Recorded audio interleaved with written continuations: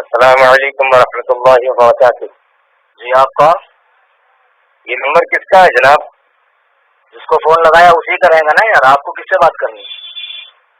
ہاں میں نے انٹرنیٹ پر ایک کتاب پڑھا بنام حدیث کے دشمن. اچھا اسی میں ملا تھا. کیا آپ صوفی مفتی محمد کلیم رضوی بول رہے ہیں؟ ہاں میں ہی بول رہا ہوں اور میری ہی کتاب ہے. بولیے کیا کام ہے؟ ہاں جی میں عبداللہ مدنی ممبئی سے. اچھا آپ سے مناظرہ کرنا ہے. کہاں ملیں گے آپ؟ مناظرہ کیجیے گا. جی فون پہ ہی ذلیل ہونا ہے یا میرے گھر کا پتہ دے دوں؟ ہاں پتہ بھی دے دیجیے اور جو میں سوال کر رہا ہوں اس کے جواب بھی دے دیجیے. اچھا ساکن آقا کا نام سنا ہے ممبئی میں؟ ہاں جانتا ہوں میں. گھاٹ کوپر ویسٹ کرلا ویسٹ اندھیری ایسٹ میں پڑتا ہے. اچھا ساکن آقے کے پاس ہے 90 فٹ روڈ. ہاں ہاں 90 فٹ روڈ پہ ڈسوزا بلڈنگ. اس کے پیچھے ہے LBS نگر لال بہادر شاستری نگر. اچھا اس کے پاس ہے ویشالی میدان. وہیں فقیر کا غریب خانہ ہے قصر ابو حنیفہ. ہاں اچھا جی اور نمبر یہی ہے جس پہ آپ بات کر رہے ہیں مجھ سے. ہاں نہیں اتنا کافی ہے. انشاءاللہ جلد ہی ہم 10-20 علماء اہل حدیث آپ کی خدمت کے لیے پہنچ رہے ہیں آپ کے پاس. 10-20 ہی کیوں پہنچ رہے یار؟ پورا نجد اور اٹھا کر لے آؤ نا. پورا جامعہ سلفیہ اٹھا کر لے کر آ جاؤ. یہ دھوس اس کو دینا اتنے ہی کافی ہیں جو تمہاری قابلیت جانتا نہیں ہو. نہیں ہم اتنے ہی کافی ہیں آپ کے لیے. اچھا جی اب کوئی کام کی بات ہے تو بولو ورنہ فون کاٹوں. نہیں ہے نا. یہ بتائیں یہ امام ابو حنیفہ نے کتنی کتابیں لکھی ہیں؟ اچھا آپ نبی کو چھوڑ کے ان کی تقلید کرتے ہیں. انہیں امام اعظم کہتے ہیں. حالانکہ تحقیق یہ ہے کہ وہ تین ہی حدیث سے زیادہ جانتے ہی نہیں تھے.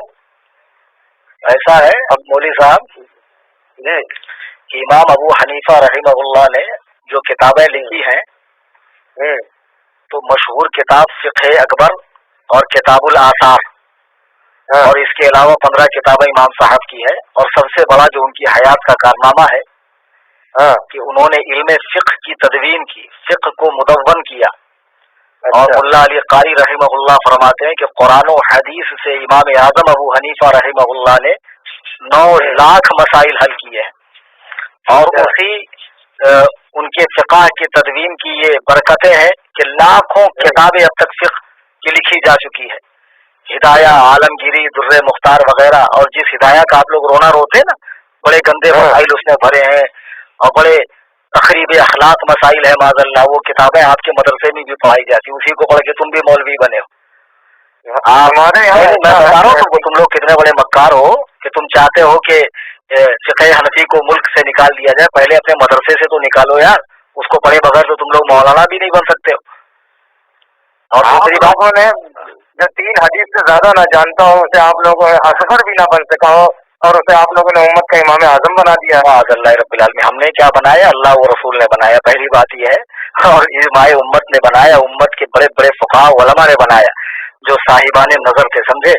اور دوسری بات 3 حدیث کی جو بات تم کر رہے ہو نا یہ تمہارا امام اعظم سے حسد ہے. ورنہ اب تک تو تمہارے مولوی بولتے تھے کہ 17 حدیث جانتے ہیں اور اب تم کہہ رہے ہو کہ تحقیق یہ ہے کہ 3 حدیث جانتے تھے. کون جاہل تحقیق کیا ہے؟ کس جاہل کی یہ تحقیق ہے کہ امام اعظم 3 حدیث جانتے تھے؟ تاریخ پڑھی ہے؟ سیرت کا مطالعہ کیا ان کی؟ ہمارا چھوڑو علماء احناف کا علامہ حافظ ابن عبد البر مالکی رحمہ اللہ نے 10 جلدوں میں امام اعظم کی شان میں ایک کتاب لکھی ہے.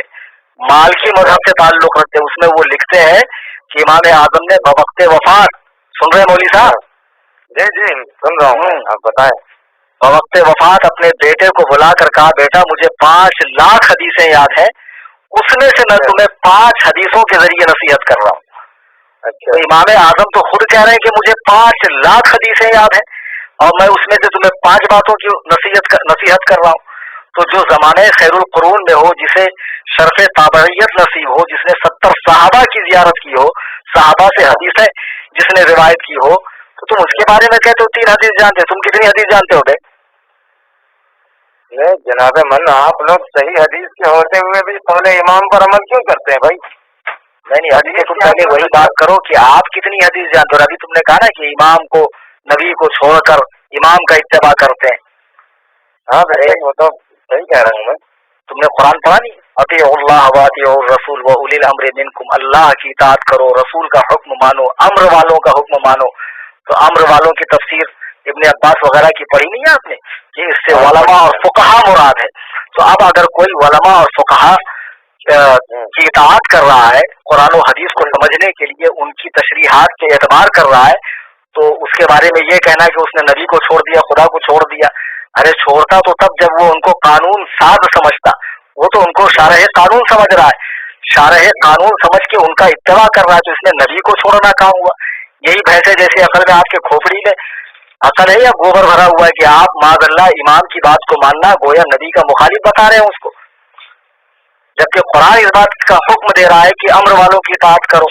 اور ایک بات میں آپ کو بتاؤں کہ آپ لوگ بھی تو بار بار بخاری مسلم کی حدیث لیتے ہو، بخاری مسلم کا حوالہ مانگتے ہو، تو ہم بھی تو کہہ سکتے ہیں کہ آپ معاذ اللہ رب العالمین بخاری مسلم سے حدیث کیوں لیتے ہو؟ صحابہ تو نبی سے حدیث لیتے تھے، تم توصیف الرحمان اور یہ معراج ربانی اور یہ خبیث ڈاکٹر جوکر نائک ان سے دین سیکھتے ہو، صحابہ نے انہی سے دین سیکھا یا نبی سے دین سیکھا؟ تو ہم بھی تو کہہ سکتے تم نے نبی کو چھوڑ کر ان کو اپنا معاذ اللہ معبود بنا لیا، خدا بنا لیا، تم بھی تو پکے مشرک ہو۔ بات کرنے سے پہلے سوچا کرو مولوی صاحب۔ جناب احمد، آپ لوگ صحیح حدیث کے ہوتے ہوئے بھی قول امام پر عمل کیوں کرتے ہیں بھائی؟ حدیث کے آپ لوگ دشمن حنفی ہیں یا اہل حدیث؟ معاذ اللہ۔ تو پھر جی ایک کتاب اور لکھے آپ، احناف حدیث کے اصلی دشمن۔ اچھا مولوی صاحب ایک بات بتائیے، تم جو کہہ رہے ہو تو صرف تمہارا کہنا جو ہے نا وہ کافی نہیں ہے، اس کی دلیل بھی آپ پیش کریں کہ احناف نے حدیث کی کب مخالفت کی ہے، اس کا ثبوت پیش کریں۔ ارے کیا صحیح بخاری میں آپ نے یہ حدیث نہیں پڑھا؟ صحیح بخاری کتاب الاذان میں لا صلاۃ لمن لم یقرأ بفاتحۃ الکتاب، اس شخص کی نماز نہیں ہوتی جو سورہ فاتحہ نہ پڑھے۔ اچھا تو مجھے معلوم تھا تم آج آ کر حضرت عبادہ بن صامت کی، یہ حضرت عبادہ بن صامت کی روایت ہے نا، ہاں یہ حدیث پیش کرو گے۔ تم صرف نام کے اہل حدیث ہو بیٹا، تم کو ابھی حدیث سمجھنے کی صلاحیت تمہارے اندر بھی نہیں، اور تمہارے بڑے بڑے الو مائے کرام میں بھی نہیں، علماء نہیں، الو مائے کرام، سمجھے؟ آپ گھمائے پھرائے نا جواب۔ ارے میں تمہیں جواب ہی دے رہا ہوں مولوی صاحب، لا صلاۃ لمن لم یقرأ بفاتحۃ الکتاب جو حدیث ہے، امام احمد بن حنبل اور حضرت سفیان بن عیینہ فرماتے ہیں کہ یہ حدیث اکیلے نماز پڑھنے والے منفرد اور امام کے لیے ہے، مقتدی کے لیے اس کا حکم نہیں ہے، مقتدی کے لیے اس کا حکم نہیں ہے۔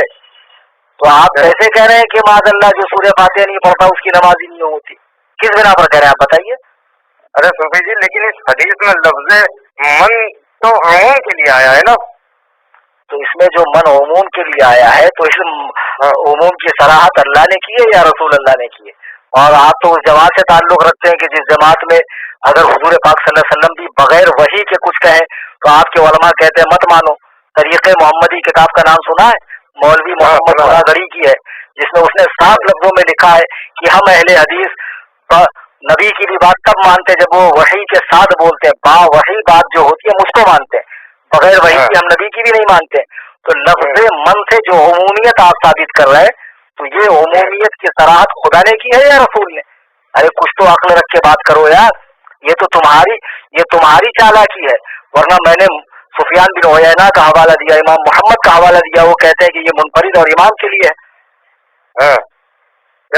کر رہے ہیں بھائی یہی حدیث آپ کے پاس، چلو ٹھیک ہے بھائی، آپ کے پاس قول امام کے سوا کیا دلیل ہے کہ سورہ فاتحہ نہ پڑھی جائے امام کے پیچھے؟ اور تمہیں کیسے علم ہو گیا کہ قول امام کے علاوہ کوئی دلیل ہی نہیں ہے ہمارے پاس؟ یہی تو تم لوگوں کی حماقت ہے، یہی سنا سنا کے لوگوں کو گمراہ کرتے ہو۔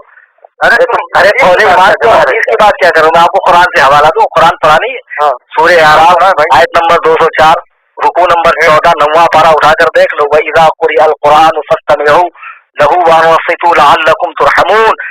جب قرآن پڑھا جائے تو خاموش کان لگا کر سنو تاکہ تم پر رحم کیا جائے۔ قرآن میں پڑھا نہیں ہے آپ نے کہ قرآن پڑھتے وقت خاموش کھڑے رہو؟ تو اب اگر ایسی حدیث ہے جس میں لکھا ہے کہ امام کے پیچھے سورہ فاتحہ پڑھو تو وہ اس آیت کے مخالف ہے، تو جو حدیث آیت کے مخالف ہوگی یا تو وہ منسوخ ہوگی یا موضوع ہوگی۔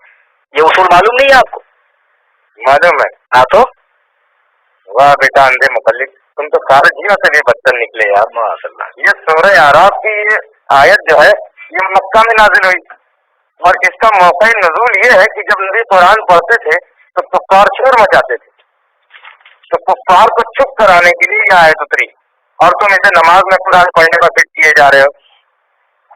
مولوی صاحب پتہ ہے آپ لوگوں کو؟ او مولوی صاحب، हाँ बोले। यहाँ बहस इसके शान नुज़ूल से नहीं है, इसके इतलाक और हुक्म से है कि इसका इतलाक और हुक्म कहाँ हो रहा है। आपको मालूम होगा कि सहाबा पहले हालत नमाज में बात करते थे, फिर आयत करीमा उतरी वक़ूमू लिल्लाहि क़ानितीन, अपने रब के हुजूर खामोश खड़े रहो। फिर सहाबा ने बाहम मशवरा किया कि अब खामोश खड़े रहने से तो बेहतर ये है कि हम लोग कुरान ही पढ़ें, चुनांचे कुरान पढ़ने का रिवाज शुरू हुआ। तो फिर ये आयत करीमा उतरी वइज़ा क़ुरिअल क़ुरआन फस्तमिऊ लहू वअनसितू लअल्लकुम तुरहमून, अपने रब के हुजूर खामोश खड़े रहो, जब कुरान पढ़ा जाए कान लगा कर सुनो ताकि तुम पर रहम किया जाए। अब तुम कहते हो कि ये आयत कुफारे मक्का के लिए उतरी, यही कहा ना कि आपने? हाँ मैंने यही कहा। यही तुम लोग यार कुरान हदीस समझते हो। लअल्लकुम तुरहमून से क्या समझा आपने? ताकि तुम पर रहम किया जाए। अब एक बात बताओ कि नबी पाक सल्लल्लाहु अलैहि वसल्लम खाने काबा में कुरान पढ़ रहे हैं और कुफार शोर मचा रहे हैं, अगर कुफार शोर न मचाते तो क्या उन पर रहमत होती है? अल्लाह की रहमत काफिर पर होती? कुरान पढ़ा नहीं, वनुनज़्ज़िलु मिनल कुरआनि मा हुवा शिफाउन व रहमतुल लिल मुमिनीन, हमने इस कुरान को नाजिल किया है जो शिफा है और रहमत है मोमिनों के लिए। वला यज़ीदु ज़ालिमीन इल्ला खसारा, और यहाँ जालिम से जो मुराद है जालिमीन से वो कुफार है, और काफिरों का इसमें खसारा नुकसान बढ़ता है। तो अब मुझे एक बात बताओ, आप काफिर को सलाम करते हैं? नहीं बिल्कुल नहीं करते भाई। मना किया गया तो काफिर के लिए रहमत थोड़ी है, मोमिन के लिए भाई। तो लो तुमने खुद ही जवाब दे दिया, काफिर के लिए जब रहमत नहीं है तो इस आयत में यही तो लिखा है कि जो खामोश कुरान सुने उसके लिए रहमत है। तो जब मुसलमान खामोश कुरान सुनेगा उसके लिए रहमत है, काफिर खामोश भी रहेगा तब भी उसके लिए रहमत नहीं है। तुम खुद ही कह रहे हो कि सलाम में रहमत है और काफिरों को नहीं भेजा जाता है, तो इस आयत में भी तो वही है कि जो खामोश मुसलमान कुरान सुने उस पर रहमत होगी, समझे? कुरान की आयत है ना।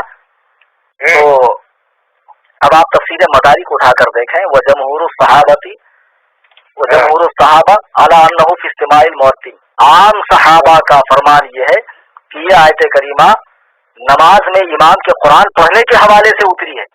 इस आयत करीमा की तफसीर करते हुए साहिब मदारिक लिखते हैं कि जब इमाम कुरान पढ़ता मुख्तदी पीछे पढ़ते तो उस मौके के लिए आयत उतरी। अब हम तफसीर की माने या तुम्हारी माने? चलो मान लिया कि ये नमाज में इमाम के पीछे कुरान पढ़ने पर माना हो यार। तुम्हारे यहाँ जो शेखुल हदीस होता है ना, वो हमारे यहाँ उसका दाखिला मकतब में होता, समझे?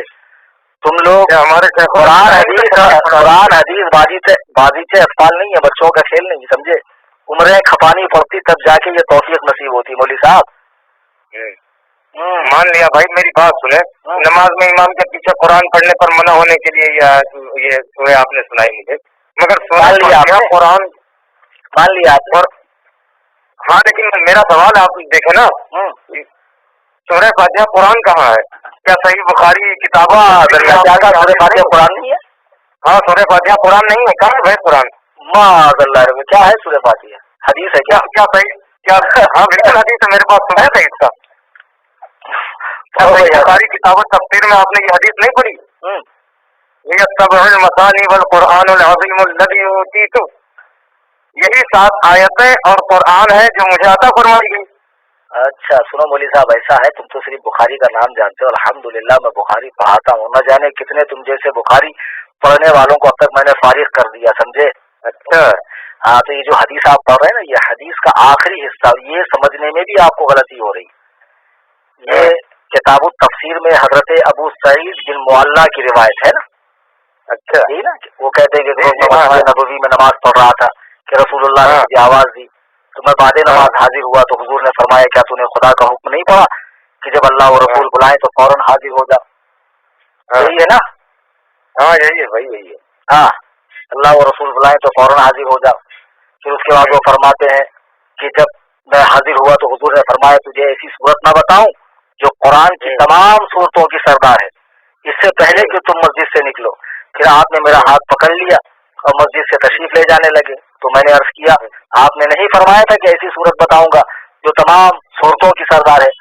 तो फरमाया वो अलहम्द शरीफ है, वही सबहुल मसानी, यही पढ़ा था ना आपने?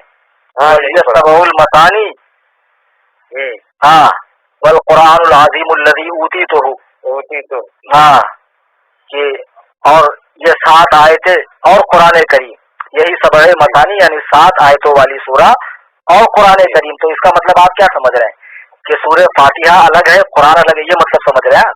हाँ यही समझ रहे हैं हम। ला हौल वला तो यही बता रहे हैं। एक मिनट मुझे बात बताओ, मैंने आपको 1 लाख रुपए दिया और 5 रुपए दिया, जी ठीक है, 1 लाख 5 रुपए मैंने आपको दिया, तो आदमी को मालूम है कि भाई 1 लाख सामने वाला न लेने वाला भूलता न देने वाला भूलता, वो बड़ा अमाउंट है, राउंड फिगर है, लेकिन 5 रुपया भूल जाएगा, तो आदमी कहता मैंने आपको 1 लाख और 5,000 दिया जी, तो 1 और 5 के बीच में और को लाता है, चूंकि 5 उसके दिमाग में अच्छे से बैठ जाए कि 5 मत भूलना, 1 तो तुम नहीं भूलोगे लेकिन 5 मत भूलना। तो नबी फरमाते हैं 113 सूरतें तो यकीनन कुरान की है, ये भी कुरान की, लेकिन उन तमाम सूरतों में इसका मकाम ये है कि ये उन सूरतों की सरदार है, उन सूरतों की सरदार है। ये फरमाने का मतलब है कि हमने तुम्हें कुरान दिया और 7 आयतें, यानी तुम कुरान की 113 सूरतों को तो नहीं भूलोगे, लेकिन इस सबसे पहली वाली सूरत को भी मत भूलना जिसमें 7 आयतें हैं। जैसे मैंने अभी कहा कि मैंने आपको 1 लाख रुपये दिया और 5 रुपए, तो 1 लाख रुपया होता है, 5 रुपया रुपया नहीं होता है क्या? अरे जैसे 1 लाख रुपया रुपया, वैसे 5 रुपया भी रुपया है। तो जैसे 113 कुरान की सूरतें हैं, वैसे ये 7 आयतें भी कुरान की है सूरतें हैं। और ऊपर इसी हदीस में जो ऊपर लिखा है, नबी ने फरमाया क्या मैं तुम्हें कुरान की ऐसी सूरत न बताऊं, कुरान की ऐसी सूरत न बताऊं जो तमाम सूरतों की सरदार है। तो नबी ने तो खुद ही फरमा दिया कि ये कुरान की सूरत, अब तुम कैसे बोल रहे हो यार कि ये कुरान की सूरत नहीं है? माअज़ल्लाह रब्बिल आलमीन, अरे तुमने कैसे कह दिया ये कुरान में नहीं है? आप लोग यार अंधे मुकल्लिद हो बिल्कुल, आप ये कुरान और हदीस है नजर आता है। ऐसा है मौली साहब, सारी दलीलें मैंने दी, समझे, और तुम्हारी जो दलीलें तुमने पेश की ना, हदीस और कुरान की आयत की गलत तफसीर बिर्राय, उसका सही माना व मफहूम भी मैंने आपको समझाया। अब तुम हमी को अंधे मुकल्लिद बोल रहे हो, बल्कि हकीकत ये है कि बुजुर्गान दीन, अइम्मा मुज्तहिदीन, औलिया कामिलीन से खुदा वास्ते का बैर है आप लोगों को, और आप वो जमात हो जिसकी पेशिन गोई अल्लाह के नबी ने फरमाई दज्जालूना कज़्ज़ाबून यातूनकुम मिनल अहादीस, झूठ बोलने वालों, फरेब देने वालों की आखिरी जमाने में एक जमात होगी जो हदीसें गढ़ेंगे, ऐसी हदीस बिमा लम तस्मऊ अंतुम वला आबाउकुम, जो तुमने और तुम्हारे बाप दादाओं ने न सुनी होगी। तो उसी जमात के फर्द हो तुम, और तुमसे इससे ज्यादा की उम्मीद भी नहीं की जा सकती है। यानी तुम आप हमें क्या साबित करना चाहते हैं? आपको बताया आप हमें क्या साबित करना चाहते हैं? हम तुम्हें क्या साबित करना चाहते? इतनी देर में तुम खुद ही साबित हो गए कि तुम 1 नंबर के चूतियम सरप्रेट द ग्रेट हो। तुम खुद ही इतनी देर की गुफ्तगू में तुम खुद ही पगले आज़म आलम मालूम पड़ रहे हो यार। हम क्या साबित करें? देखते हाँ, हम अपने बड़े आलिम को लेकर आते हैं आपके पास, फिर बताते हैं आपको। तुम्हारे बड़े को नहीं, और जितने सड़े हैं सबको ले आओ, सिर्फ बड़े नहीं, जितने सड़े हैं सबको ले आओ। Any time most welcome for ठुकाई इंशाल्लाह, कसरे अबू हनीफा। हाँ, कसरे अबू हनीफा में तुम्हारी ठुकाई होगी बेटा। ठीक है, देख लेते हैं। रखो बेवकूफ।